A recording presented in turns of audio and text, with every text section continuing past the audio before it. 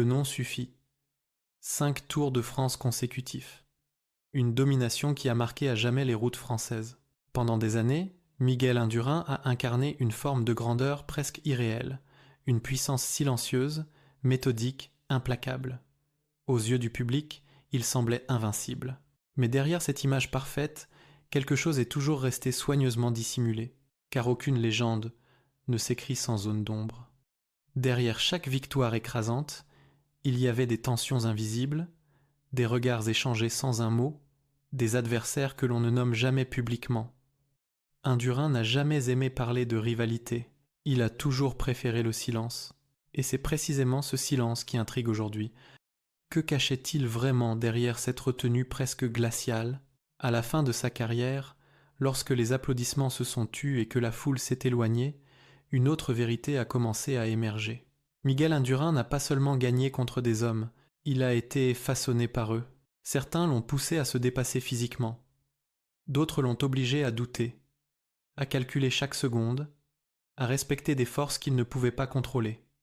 Ces hommes n'étaient pas des ennemis, ils étaient des repères, des épreuves humaines qui ont donné un sens profond à sa domination. Aujourd'hui, pour la première fois, 6 noms se détachent de cette mémoire longtemps verrouillée. 6 adversaires que Miguel Indurain a toujours regardés avec une forme de respect silencieux. 6 figures qui ont influencé sa trajectoire bien plus que ne l'imaginait le public. Des noms célèbres, parfois inattendus, parfois dérangeants. Alors une question demeure, et elle n'a jamais été posée aussi clairement. Quels rivaux ont réellement façonné la carrière de Miguel Indurain, et quel nom vous surprendrait le plus? Miguel Indurain est né loin des projecteurs, dans une Espagne encore discrète sur la scène du cyclisme international. Très tôt, son physique hors norme et son calme presque déroutant ont attiré l'attention. Mais ce qui distinguait vraiment Indurain, ce n'était ni la fougue ni la provocation. C'était sa capacité à contrôler le temps, l'effort et ses émotions. Une qualité rare dans un sport où l'instinct domine souvent la raison. Au début des années 90, le cyclisme européen traverse une période de bouleversement. Les médias prennent de plus en plus de place, les rivalités deviennent publiques, parfois violentes dans les mots. La France, cœur battant du Tour, attend des héros flamboyants, des personnalités qui parlent fort. Indurain, lui, avance à contre-courant. Il ne promet rien. Il observe, il calcule. Et lorsque la course l'exige, il impose sa loi sans un regard en arrière. Sa domination sur le Tour de France n'est pas seulement une suite de victoires.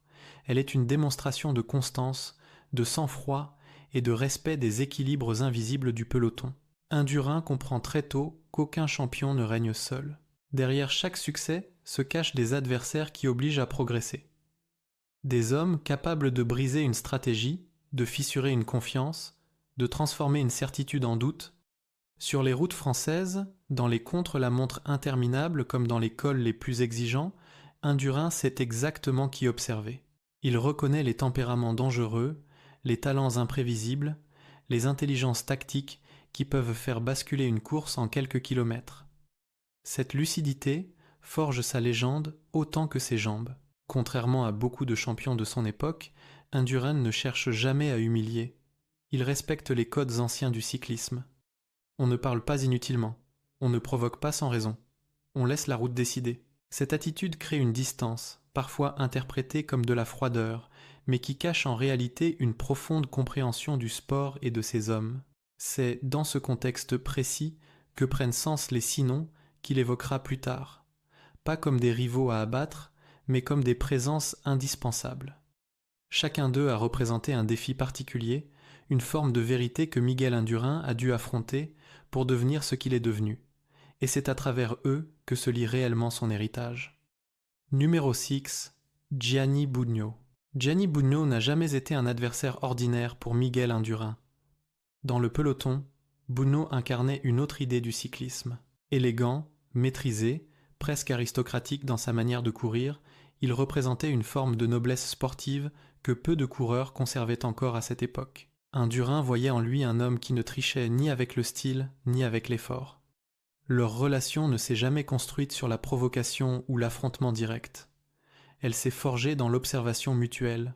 Bugno savait lire la course, anticiper les mouvements, sentir les moments où il fallait attaquer ou disparaître. Cette intelligence faisait de lui un danger discret. Pas celui qui explose une étape, mais celui qui oblige les autres à rester constamment sur leur garde. Indurin respectait profondément cette capacité. Face à Bugnot, il ne pouvait pas se contenter de sa puissance brute. Il devait penser, calculer, prévoir l'imprévisible. Bugnot n'était pas le coureur le plus explosif, ni le plus spectaculaire, mais il incarnait une forme de contrôle émotionnel que Miguel Indurain reconnaissait comme proche de la sienne. Sur les routes françaises, Bugnot représentait aussi une certaine idée du cyclisme européen, attachée à la tradition, à la dignité et au respect des codes non écrits du peloton. Il ne cherchait pas à humilier, mais à exister par la régularité et la cohérence.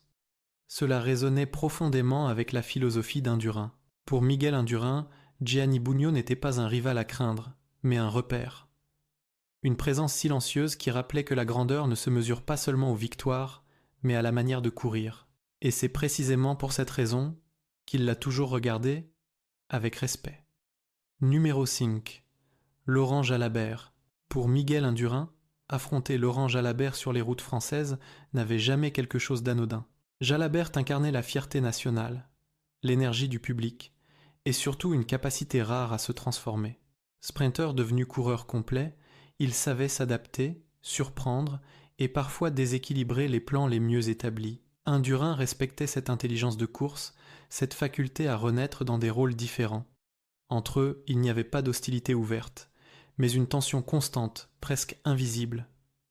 Jalabert courait avec le cœur, avec l'instinct, porté par l'attente d'un pays entier. Indurain, lui, avançait avec méthode. Deux visions opposées, mais complémentaires. Lorsque Jalabert attaquait, ce n'était jamais pour la provocation. C'était pour affirmer une identité, pour rappeler que le panache avait encore sa place dans un cyclisme de plus en plus calculé. Indurain savait que Jalabert pouvait rendre une course imprévisible, pas forcément en écrasant les chronos, mais en modifiant le rythme, en forçant les autres à réagir. Cette capacité à imposer un tempo émotionnel était dangereuse. Elle obligeait le champion espagnol à rester concentré, à ne jamais considérer une étape comme acquise. Le respect venait aussi de là. Jalabert n'était pas seulement un adversaire physique. Il représentait l'âme du cyclisme français, cette exigence de spectacle et de courage que le Tour de France a toujours célébré. Indurain, en homme de tradition, ne pouvait que reconnaître cette valeur. Pour lui, Laurent Jalabert n'était pas un obstacle à éliminer, mais une présence nécessaire. Un rappel permanent que la grandeur ne se limite pas à la domination. Elle réside aussi dans la capacité à inspirer, à provoquer l'émotion et à défendre une certaine idée du sport. C'est pour cela que Miguel Indurain l'a toujours respecté. Numéro 4. Tony Rominger. Avec Tony Rominger, la relation prenait une dimension différente. Moins émotionnelle, plus froide, plus mathématique. Rominger n'était pas un homme de panache, ni de déclarations marquantes. Il était un homme de chiffres, de cadence, de précision absolue. Et c'est précisément ce qui forçait le respect de Miguel Indurain. Dans les contre-la-montre, Rominger représentait une menace réelle, pas spectaculaire, mais constante. Il ne laissait rien au hasard. Chaque seconde comptait. Chaque détail était maîtrisé. Face à lui, Indurain ne pouvait pas se reposer sur son aura ou sa réputation. Il devait être parfait, car Rominger attendait la moindre faiblesse, la moindre variation de rythme, la moindre erreur de trajectoire. Indurain comprenait cette rigueur. Il s'y reconnaissait. Tous deux partageaient une même vision du cyclisme comme discipline mentale autant que physique. Leur affrontement n'était jamais bruyant, mais toujours tendu. Sur la route, aucun regard inutile. Aucun geste superflu. Seulement la concentration et le silence, lourds de sens. Rominger obligeait Indurain à rester humble face au chronomètre. Peu importaient les acclamations ou les victoires passées. Lorsque le départ était donné, tout recommençait à zéro. Cette exigence permanente créait une forme de respect presque austère, mais profondément sincère. Pour Miguel Indurain, Tony Rominger n'était pas un rival charismatique. Il était pire que cela. Il était fiable, prévisible dans sa performance, imprévisible dans son impact. Un homme qui rappelait que la domination ne se conserve que par la rigueur et la répétition. C'est pour cette raison qu'Indurain l'a toujours considéré comme l'un de ses adversaires les plus respectables, parce qu'il incarnait une vérité simple et implacable. Dans le cyclisme, le temps ne ment jamais, et Tony Rominger savait l'utiliser mieux que quiconque. Numéro 3. Claudio Chiappucci. Avec Claudio Chiappucci, Miguel Indurain faisait face à une force qu'aucun calcul ne pouvait totalement contenir. Chiappucci n'était pas l'homme des plans parfaits ni des victoires programmées. Il était l'homme de l'instant, de l'attaque soudaine, du courage presque excessif. Là où Indurain construisait, Chiappucci osait. Et c'est précisément cette audace qui imposait le respect. Sur les grandes routes françaises, Chiappucci incarnait le refus de la résignation. Il attaquait quand personne ne l'attendait, parfois trop tôt, parfois trop fort, peu importaient les conséquences. Il courait pour bouleverser l'ordre établi. Cette capacité à mettre le feu à une course transformait chaque étape en terrain instable. Indurain savait que face à Chiappucci, il n'existait aucune garantie. Le respect d'Indurain ne venait pas des résultats bruts, mais de l'impact. Chiappucci obligeait le peloton à réagir. Il forçait les leaders à sortir de leur zone de confort. Il rappelait que le cyclisme n'était pas qu'une science exacte, mais aussi une affaire de caractère et de courage. Pour un champion méthodique comme Indurain, cette dimension était essentielle. Chiappucci représentait l'âme rebelle du cyclisme italien. Une manière de courir où l'échec faisait partie du jeu, mais où la peur n'avait pas sa place. Indurain reconnaissait cette honnêteté. On pouvait battre Chiappucci, mais on ne pouvait jamais l'ignorer. Pour Miguel Indurain, Claudio Chiappucci n'était pas un adversaire à contrôler, mais une force à respecter. Il incarnait ce que le cyclisme perd parfois quand il devient trop calculé. La liberté, le risque, et cette vérité simple. Sans homme comme Chiappucci, les victoires n'auraient pas le même goût. Numéro 2. Marco Pantani. Avec Marco Pantani, le respect prenait une tonalité presque silencieuse, presque grave. Pantani n'était pas un adversaire que l'on affrontait sur un terrain familier, il appartenait à un autre monde, celui des pentes extrêmes, des accélérations impossibles, des moments où la logique cessait d'exister. Pour Miguel Indurain, Pantani représentait ce que la puissance pure ne pouvait pas totalement maîtriser. Dans la montagne, Pantani courait avec une légèreté déroutante. Là où Indurain imposait un rythme constant, Pantani surgissait comme une déchirure. Il attaquait sans prévenir, sans calcul apparent, porté par une relation instinctive avec l'altitude. Indurain savait que, face à lui, aucune préparation ne garantissait la sécurité. Il fallait accepter l'incertitude. Le respect venait de cette reconnaissance lucide. Pantani était capable de transformer une étape en épreuve émotionnelle. Il ne gagnait pas seulement du temps. Il imposait une vision, une manière presque poétique de défier la montagne. Indurain, homme de méthode, comprenait que ce type de talent ne se combat pas frontalement. Il se respecte. On limite les dégâts, on accepte que certaines batailles ne se gagnent pas. Pantani portait aussi une fragilité visible, une intensité qui fascinait autant qu'elle inquiétait. Indurain n'a jamais cherché à exploiter cette faiblesse. Il voyait en Pantani un génie à part, un coureur dont la grandeur dépassait les classements. Cette lucidité renforçait encore le respect qu'il lui portait. Pour Miguel Indurain, Marco Pantani n'était pas seulement un rival redoutable, il était la preuve que le cyclisme ne se résume pas à la domination. Il existe des talents qui échappent au contrôle, des hommes qui redéfinissent les limites, et face à eux, le plus grand des champions ne peut qu'incliner la tête. Numéro 1. Greg LeMond. Avec Greg LeMond, le respect prenait une dimension presque historique. LeMond n'était pas seulement un adversaire. Il était un repère, un homme qui avait ouvert la voie à une autre manière de penser le cyclisme moderne. Pour Miguel Indurain, affronter LeMond revenait à mesurer son propre présent à l'aune d'un héritage déjà inscrit dans la légende. LeMond incarnait l'intelligence stratégique, la préparation minutieuse, l'audace technologique. Il avait démontré que le cyclisme pouvait se gagner avec la tête autant qu'avec les jambes. Indurain reconnaissait cette influence. Sans homme comme LeMond, le sport qu'il dominait plus tard n'aurait pas pris la même forme. Chaque victoire d'Indurain s'inscrivait, d'une certaine manière, dans le prolongement de cette révolution silencieuse. Sur la route, LeMond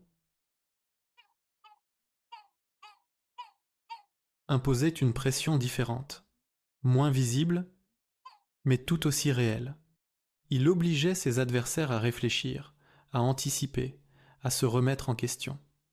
Indurin respectait cette capacité à transformer une course en duel intellectuel. Face à Lemont, il ne suffisait pas d'être fort. Il fallait être juste, précis, lucide. Le respect d'Indurin venait aussi de la trajectoire humaine de Lemont. Un champion marqué par l'adversité, par les blessures, par des combats invisibles. Cette résilience parlait profondément à Indurin, lui qui croyait que la grandeur se révèle dans la durée et la fidélité à soi-même. Pour Miguel Indurin, Greg LeMond n'était pas un homme à dépasser, mais un homme à comprendre, un précurseur, un passeur entre deux époques. Et c'est pour cela qu'il occupait la première place dans cette liste silencieuse. Parce que le respect ultime n'est pas réservé à celui que l'on bat, mais à celui qui vous a montré le chemin. Miguel Indurin n'a jamais construit sa légende contre les autres. Il l'a construite avec eux. À travers ces 6 noms, une vérité apparaît clairement. La grandeur d'Indurin ne réside pas uniquement dans ses 5 tours de France, mais dans la manière dont il a reconnu la valeur de ceux qui l'ont accompagné sur la route, parfois devant lui, parfois dans son sillage, toujours dans son esprit. Chacun de ses adversaires incarnait une facette essentielle du cyclisme, l'élégance et la retenue, le courage et l'identité nationale, la rigueur absolue du chronomètre, l'audace incontrôlable, le génie fragile de la montagne, et enfin, l'héritage intellectuel d'un pionnier. Ensemble, ils ont formé le cadre invisible dans lequel Indurin a évolué. Sans eux, sa domination aurait été vide de sens. Indurin n'a jamais cherché à effacer ces hommes de l'histoire. Au contraire, en les respectant, il a donné plus de poids à ses propres victoires. Car un champion qui triomphe sans opposition ne laisse aucune trace durable.